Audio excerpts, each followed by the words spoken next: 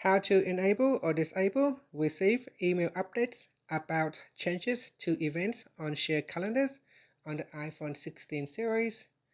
First, let's return back to the home screen by swiping up at the bottom of the screen. Now from the home screen, tap on Settings.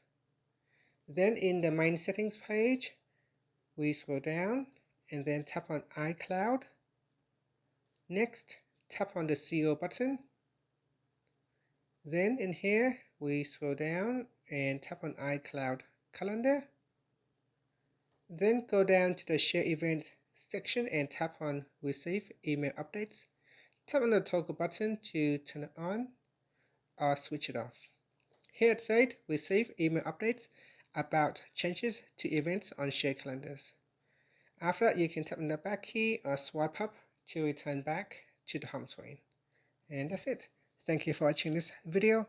Please like and subscribe to my channel for more videos.